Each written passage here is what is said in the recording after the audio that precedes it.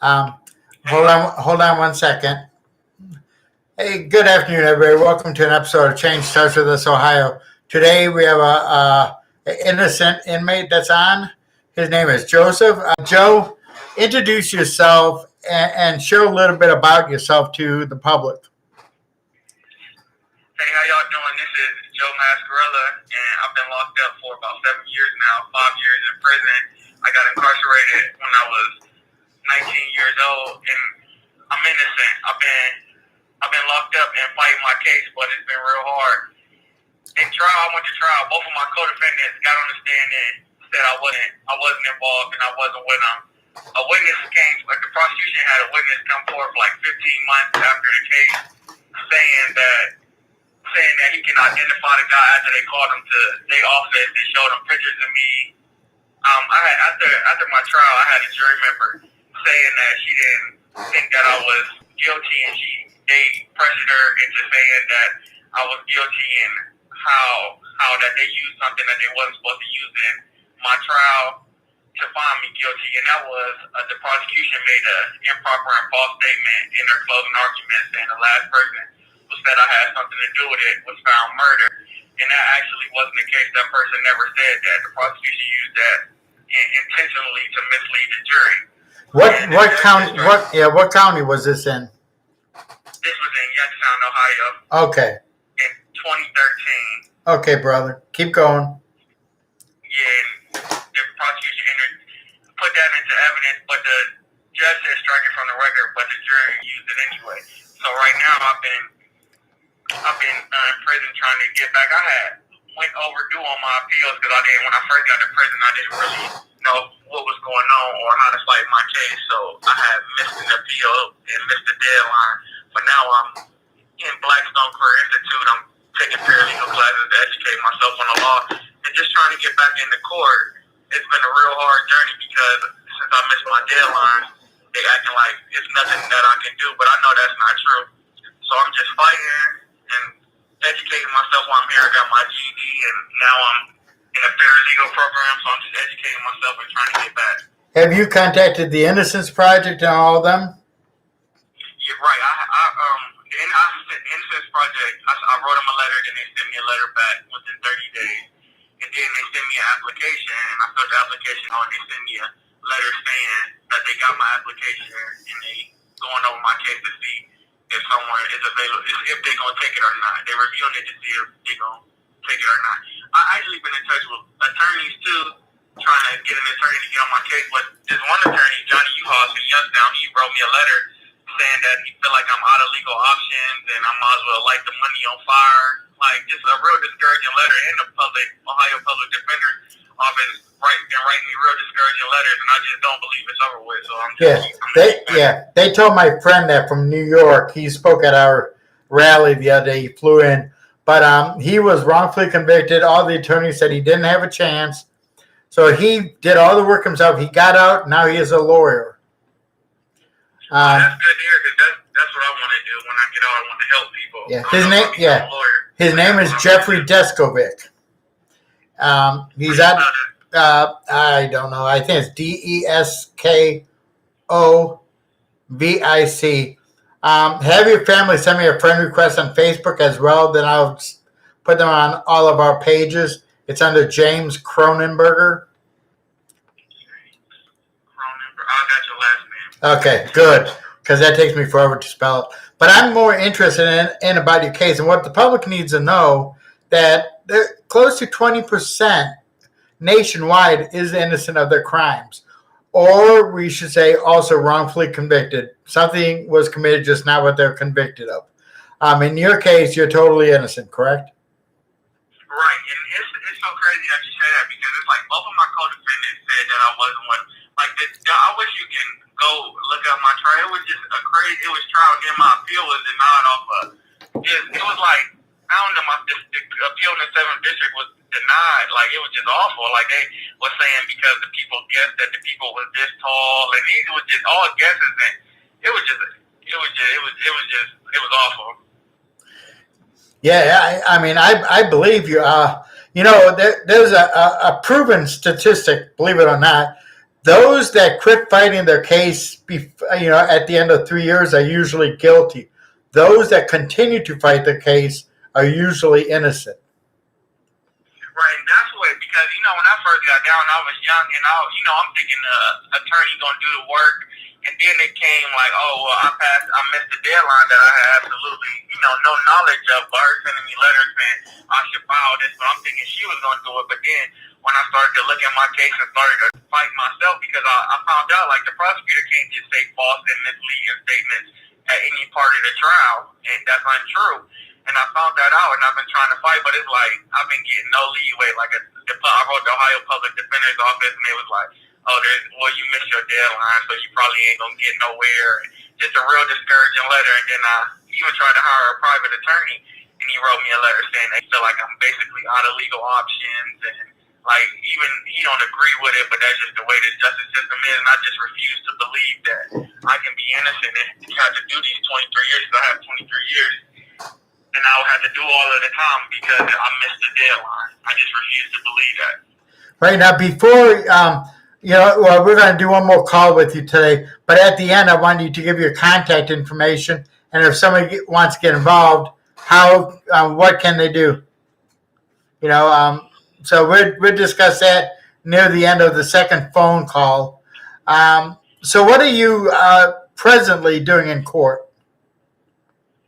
Right now, my case is closed because I guess when I missed the deadline, I guess it's closed. So now I just got a messages from the jury member and another person saying how they use these statements that the false statements that the prosecutor made at the end of the trial in their deliberations. Okay, I got those messages, and I'm trying to get my case opened back with newly discovered evidence. I just need to get an affidavit from the girl who gave us the messages was willing to say she just gave us the messages in her affidavit. Now I'm trying to get the jury member stays in Columbus, Ohio now. So I'm trying to get her to write an affidavit saying that this was her in these messages, even though it got her face and her name on it, saying that this was her in these messages and that this is what they deliberated on. Right. It's kind of sad because it is so easy to get locked up. And you're innocent, but the prosecutor don't want to take you back because they have to pay money and they will admit that they're wrong. They need to wake up. Even one of my co-defendants was a witness for the prosecution. And when they called him on the stand, he was like, "Yeah, I've been telling y'all, Mascarella had nothing to do with it. He never had nothing to do with it." Even with the only two people, because the guys were masked and had on hats. So the only two people who could say was there saying that I wasn't involved.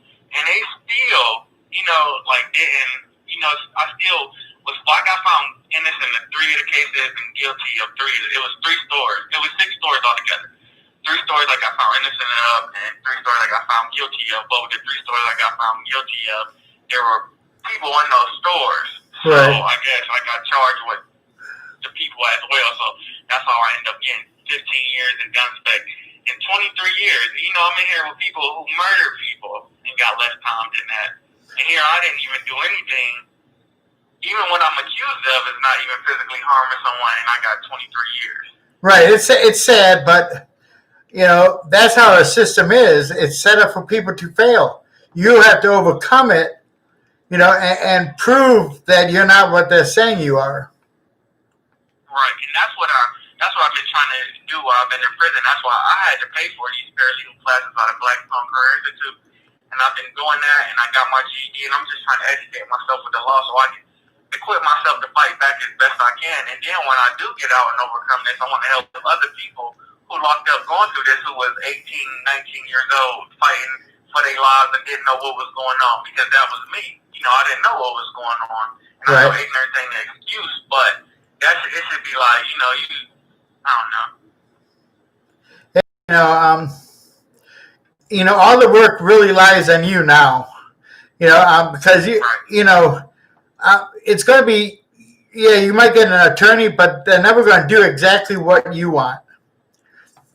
Right. So you're going to have to rely on yourself. And if you're totally innocent, like you say, where's the best place to be? In the law library, as much as you can.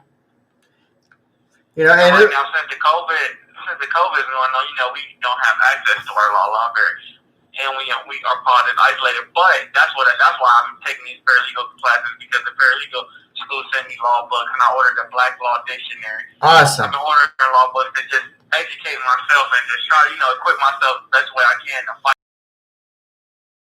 I give up, even though I can't even believe how the attorneys take an oath to help, always just discouraging. Oh, I feel like we can't do this or we can't. Tell me what we can do and what we can try. I watched Brian Stevenson. I watched his movie and I'm reading his book, and it was like he went in there trying to help those guys. You know what I'm saying? He didn't tell them doing what we're not going to do. He was saying we're going to try this and then we're going to try that, and that's what I would want. That's what I would expect the attorney to do. But these attorneys in Ohio, I'm getting none of that from them. It's just we can't do this and we can't do that. And it's not even like I have my case is just like a sealed shut case. It's like both of my co-defendants said I wasn't involved. The prosecution got an eyewitness. He came for 15. He never said nothing during what. You have 1 minute remaining. Hey, call back, okay, brother?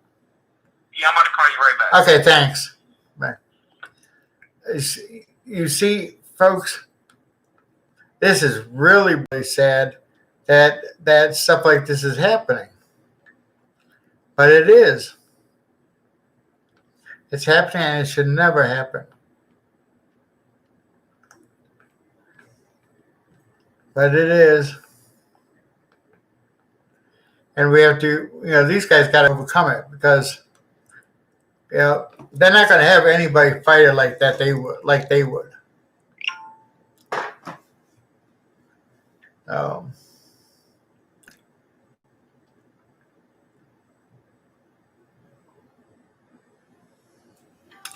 Okay, here it is now. Hello. This call is from a correction facility and is subject to monitoring and recording. Thank you for using Global Tel-Link. Okay, brother. Hello? Okay, it's on you again. Let's get into a little of the evidence of your case, or whatever you feel comfortable sharing, because I'm already convinced, but we have to convince society. If we expect them to help, an attorney might be saying, the Innocence Project watched one of them, and they called the guy up and said, I called the institution and said we want a video chat with them. So. Right, and they had said, okay.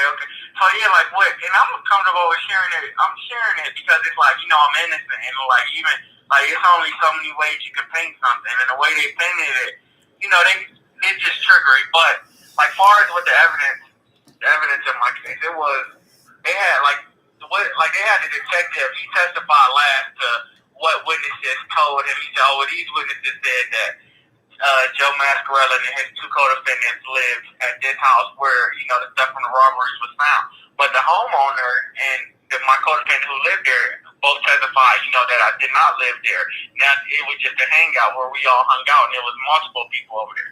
And that same detective testified that the car used in the robberies was mine and not Antoine Martinez's. Now Antoine Martinez he got murdered, so he wasn't able to testify. The detective said that even though the car was in Martinez's name, the detective was testifying that it was mine and that Antoine Martinez said it was mine, but Martinez never said that. In the interview, they kept asking Martinez, was the car mine? And Martinez kept saying, no, it was his car, and he bought it. They questioned him over and over and over again, and then he was like, okay, Joe gave me a little bit of money for the car. He never said I bought it. He said I gave him a little bit of money for the car. He never said that it was my car and I bought it. He kept saying it was his car. Right. The detective testified to all those things, like painting it like it was me. And then they called Antoine Martinez's mother on the stand, and they was like, oh, did Mr. Mascarella buy this car from his son? She like, oh, I don't know. Or, just like she didn't know. She tried to plead the fifth over and over again, but they didn't let her plead the fifth. They kept saying she had no criminal involvement in the case, so she couldn't plead the fifth. So she said, I know he called and said something about a car. So they said on this day, she said, I'm not sure about dates. And that was all she said. And then they had a witness come forward. He came for 15 months after the Burger King robbery. He said that when the guy left out, he turned around and he pulled down his mask, and it was me. He didn't say this right after the Burger King robbery. When the police investigated him, he didn't say he can identify the guy. He he didn't say this when they arrested somebody else for the Burger King robbery. He said this when he said the prosecution called him to their office and showed him pictures of me. And that's when he said that it was me. And he made the in-trial identification. After the prosecution called him to their office and showed them just pictures of me, not a lineup, not pictures of me. You know what I'm like? It was ridiculous. Like, this guy he didn't say this right after the robbery. Y'all didn't ask him when somebody else was arrested for this. Y'all called him 15 months later and showed him pictures of me. Right. In the subway, y'all said that, oh, I can tell it was him from his eyes. You know, like, not no distinctive pair. Oh, I just will never forget those eyes. And he'll never forget me and one of my co-defendants' eyes. So then my lawyer asked him, did he know my other co-defendant who's saying he did it with my other co-defendant? And the prosecution started shaking his head no. And he said, no, I don't know Mr. McMullen. So it was like, and then both of my co-defendants got up there and, you know, they said that I wasn't involved and I had absolutely nothing to do with it. The homeowner said I didn't live there. The detective, and then at the end of it, in the final argument, the prosecution said the reason why his co-defendants are saying he wasn't involved because the last person who said he was involved was murdered, and she referred to the Antoine Martinez. So my lawyer said strike that, objection, and the judge was like, you can strike that, disregard that, strike it. And it was like it was too late because the jury heard it. So I got messages from a jury member and another person, and she was saying how she wasn't convinced that it was me and any of them, and they was saying that if she didn't say it was me, they was gonna say I knew. The other jury member was gonna tell and say that she knew me and my family, which she actually didn't know me. And then in the last message, she said they tried to say kill Antoine and everything. So that's stating right there that the jury member used what the prosecutor said, which was false because I seen Antoine Martinez's interview, and when they asked him did he know anything about the robberies, he said no. He said he knows nothing about the robberies. He don't got nothing to do with it. And he is the third perpetrator that my co-defendant said was with him. They said he was the driver and them two went in because them two light skinned and he dark skinned. So they said it was two light skinned males who robbed the places because they had no mask and hats.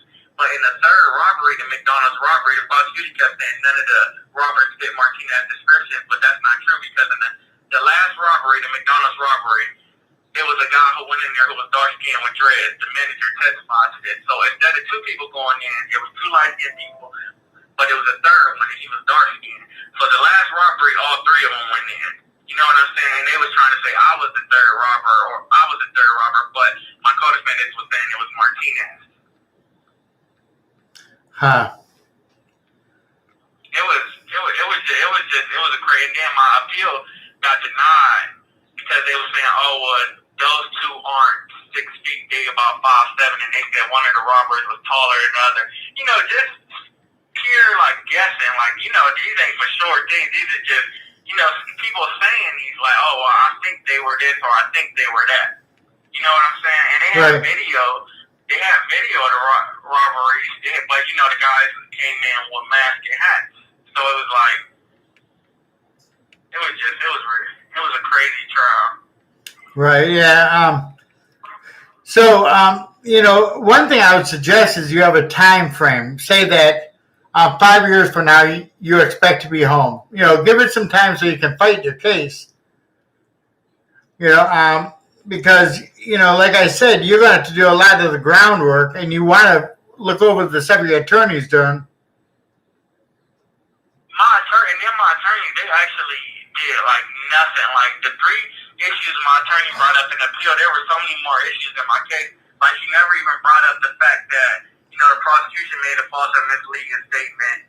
She never brought up a lot of facts, and my affiliate attorney never brought up none of those facts. Man, anything I wrote her, she didn't use, or my family went to help her, like tried to tell her about pointers in the case. She didn't use it. She just used 3 things that they struck down. And then my trial attorney, I could speak with one of my co-defendants when I was in the county jail. I was on the pod and he was on the pod. My lawyer came to the county jail like a couple days before the trial. He was like, "Oh, you sure Jaquan is not going to say you did?" I'm like, "No, I'm innocent. He ain't going to say that. Me and him talk all the time." I told him that the next day the prosecution got me moved from the pod that I was on.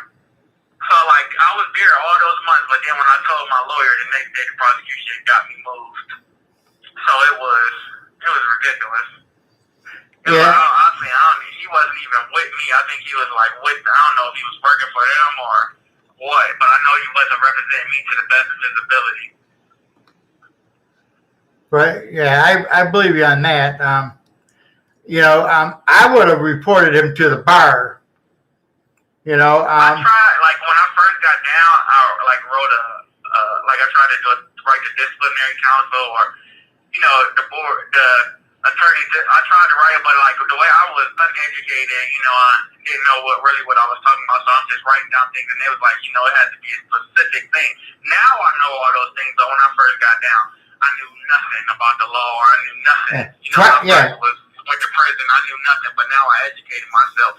So now it's like timelines and deadlines, and now like since those things are over with, now that I educated myself, it's like, oh, it's over with. But that's why we got to change laws, and like we got to get rid of that. Like these guys, like we come in at 18, 16, 17, 19 years old, and if you don't get stuff done in a certain amount of time, then you just spend the rest of your time, if you got 20 years in prison, because you didn't know.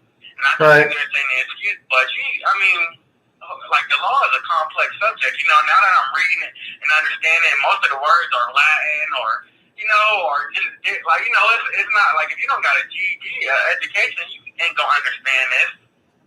Right. But once you do, you understand it a little bit more. But it's like it's complex, so it's like you expect for these young kids to come down and just fight their case like right off the bat. Like and they I was going to the law library. Right. I was just sitting there and I'm looking up case law, and I don't understand what's going on. Really now, I got a whole different understanding. But when I first, it took time for me to get that, because I would come down and I would just go to the law library. Just go in there. And there wasn't nobody helping me. It wasn't like it was somebody in there like, hey, let me show you how to do this. Or because in my case, it was a wide open case. You telling me the prosecution called somebody to their office and showed them pictures of you, and they said this in court? You telling me both of the people who was involved in the robberies are saying that you were not there and you had nothing to do with this? Like, so it was like it wasn't an open and shut case. It was like, hold on, it's reasonable doubt. You understand what I'm saying? There's a lot of reasonable doubt. Right. Hey, I need you to tell all your family and friends to like our YouTube channel, Change Starts With Us Ohio. We need 1,000 viewers. You said Change Starts With Us Ohio. You're right. Or YouTube. That's on YouTube. Right. And you on Facebook is James Cronenberger. Right. And we also have group. My family, they with me. They know I was wrongfully convicted. They fighting with me. It's just like I didn't know. They didn't when I first got down. It was it was hard. I'm not saying ignorance is an excuse, but I didn't know. Now that I know that. Now when I even got the messages from a jury member saying that she used these misleading and records outside, these false and misleading statements and statements outside the record in their deliberation. You know what I'm saying? That the prosecutor made these statements and it was false and misleading. I got that. So now I'm trying to fight with that, trying to get newly discovered evidence and prosecutorial misconduct and jury misconduct. But it's like it's a process. And I even took this to a lawyer, and he was like, I just don't believe this. And, it just was like your family, I thought you got legal options in your family. It's like your family will be lighting the money on fire. And this is supposed to be a good attorney, but it was like, how good of an attorney could you be if that's the advice you're giving me? Well, in the future, have family members do some research on any attorney, even ones that volunteer. We was trying to pay him because I came in, I came into some money, so like now I can get an attorney now.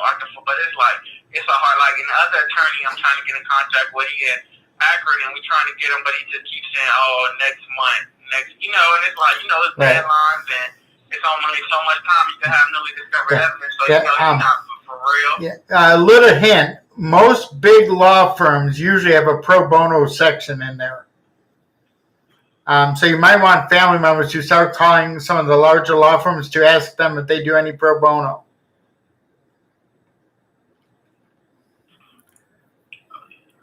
Yeah. So why don't you give your contact information, how they could reach you on JPay if they want to write you a letter, if they want to get involved.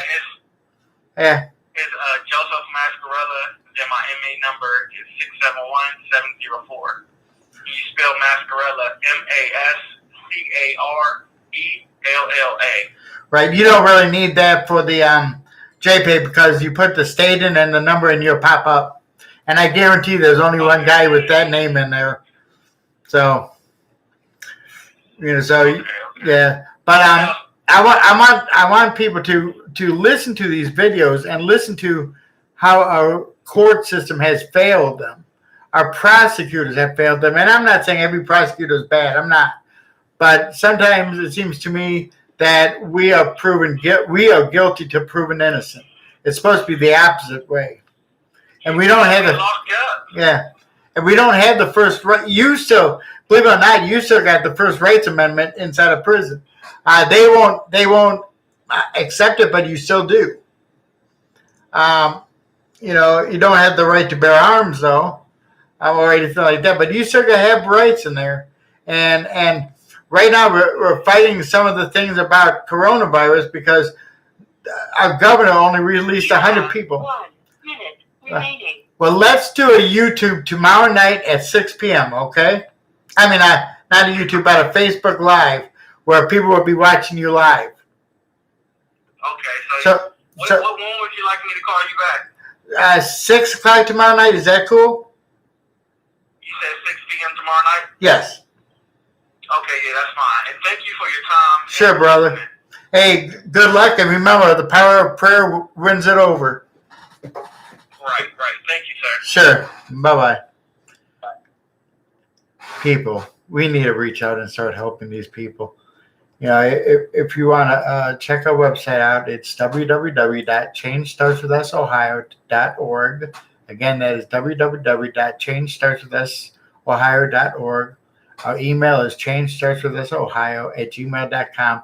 Or Candace, our president, it's Change Starts With Us Ohio, Candace, CANDACE, @gmail.com. Our phone number is 380-799-3868. Have yourself a great night, everybody.